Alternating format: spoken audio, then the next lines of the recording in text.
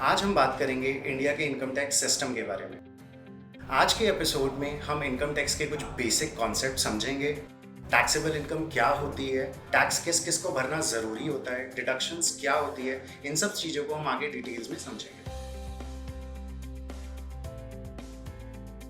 Income tax एक direct tax होता है जो कि आपकी जेब से डायरेक्टली सरकार को आपकी इनकम का कुछ एक हिस्सा देना होता है। आप पूरे साल में जो भी इनकम कमाते हो, चाहे वो आपकी सैलरी इनकम हो, चाहे वो आपकी रेंटल इनकम हो जो कि आपने अपनी शॉप या आपने अपना घर किराए पे देके कमाई हो, चाहे आपकी कोई भी अदर इनकम हो जो जैसे कि interest on saving bank account, interest on FD income, ये सारी इनकम को जोड़कर एक प्रोसेस के जरिए आपको एक टैक्सेबल इनकम निकाला जाता है और उस टैक्सेबल इनकम का कुछ हिस्सा आपको सरकार को जमा कराना होता है। इनकम टैक्स के हिसाब से एक व्यक्ति के इनकम के 5 सोर्सेज हो सकते हैं। सबसे पहला सोर्स होता है income from salary. Income from salary वो इनकम होती है जो कि एक एम्प्लॉय अपने एम्प्लॉयर से रिसीव करता है। वो मंथली सैलरी हो सकती है, वो रिटायरमेंट बेनिफिट्स हो सकते हैं जैसे कि पीएफ एंड ग्रेच्युटी, वो कोई भी अदर नॉन मॉनेटरी बेनिफिट्स हो सकते हैं जैसे कि free meals, medical insurance. Second source होता है income from business and profession.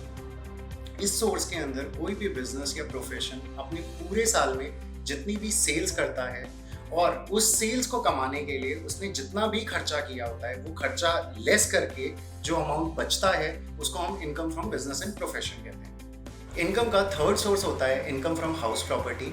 Income from house property के अंदर आपकी सारी रेंटल इनकम कंसिडर होती हैं, चाहे वो आपने अपनी शॉप रेंट पे देके कमाई हो, चाहे वो आपने अपना घर रेंट पे देके कमाई हो, वो सारी की सारी इनकम को हम इनकम फ्रॉम हाउस प्रॉपर्टी के अंदर कंसिडर करते हैं। इनकम का फोर्थ सोर्स होता है इनकम फ्रॉम कैपिटल गेन। आपने पूरे साल में कोई भी प्रॉपर्टी, गोल्ड, शेयर्स, सिक्योरिटीज को बेच के जो भी इनकम कमाई होती है उसको हम कैपिटल गेन या कैपिटल लॉस बोलते हैं। फॉर एग्जाम्पल, मैंने 50,000 रुपए के गोल्ड कॉइन्स बेचे हैं जिसको मैंने 10,000 रुपए में खरीदा था। सो 50,000 माइनस 10,000, 40,000 रुपए मेरी कैपिटल गेन इनकम होगी। इनकम का पांचवा और आखिरी सोर्स होता है इनकम फ्रॉम अदर सोर्सेज।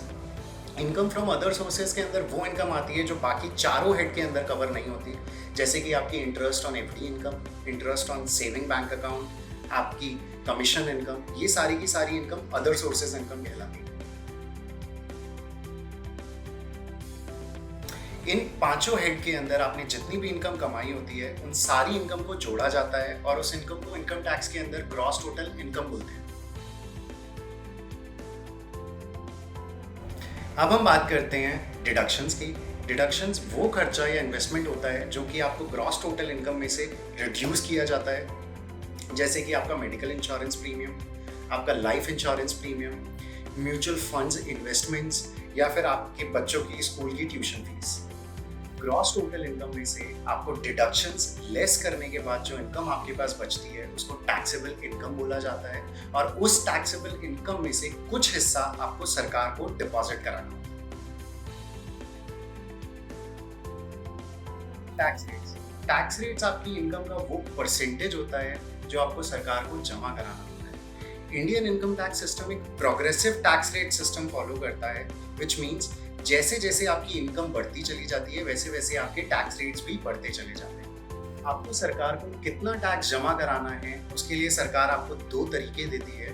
पहला तरीका old tax regime, second option new tax regime. Old tax regime वो रिजीम होती है जिसमें आपकी पांचों हेड्स की इनकम को जोड़ा जाता है, उसमें से आपकी डिडक्शंस को कम किया जाता है एंड आपकी टैक्सेबल इनकम निकाली जाती है, जिसका कुछ पोर्शन आपको सरकार को स्लैब रेट्स के अकॉर्डिंगली जमा कराना होता है। जैसे कि पहले की 2.5 लाख की इनकम पे आपको कोई टैक्स नहीं देना होता, 2.5 लाख से 5 लाख तक की इनकम पे आपको 5% का टैक्स देना होता है, 5 से 10 लाख तक की इनकम पे आपको 20% का टैक्स देना होता है एंड 10 लाख से ऊपर जितनी भी इनकम आपने कमाई है उस पर आपको 30% का टैक्स देना होता है। न्यू टैक्स रिजीम के tax rates old tax regime से डिफरेंट होते हैं। न्यू टैक्स रिजीम के अंदर पहले 3 लाख पे आपको कोई इनकम टैक्स नहीं पे करना होता, अगली 3 लाख से 6 लाख तक की इनकम पे आपको 5% का टैक्स रेट देना होता है, 6 लाख से 9 लाख तक की इनकम पे आपको 10% का टैक्स रेट पे करना होता है, 9 लाख से 12 लाख तक की इनकम पे आपको 15% का टैक्स रेट पे करना होता है, 12 लाख से 15 लाख पे आपको 20% का टैक्स रेट देना होता है एंड 15 लाख से ऊपर आपकी जितनी भी इनकम है उस पर आपको 30% का टैक्स रेट पे करना होता है।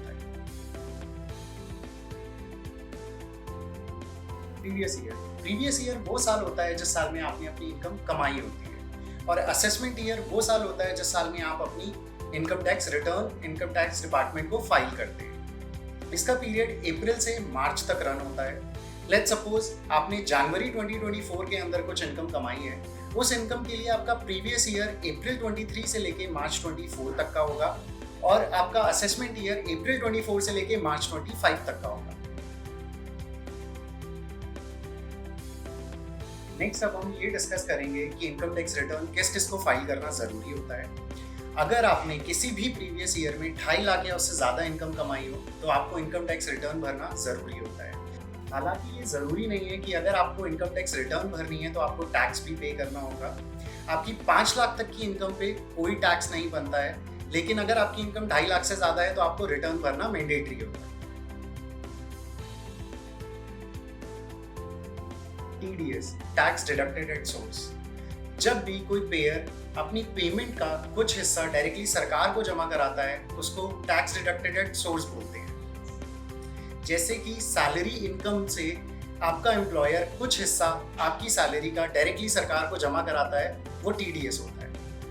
इंडियन टैक्सेशन सिस्टम से रिलेटेड और जानकारी के लिए आप हमारे साथ बने रहिए। Thank you.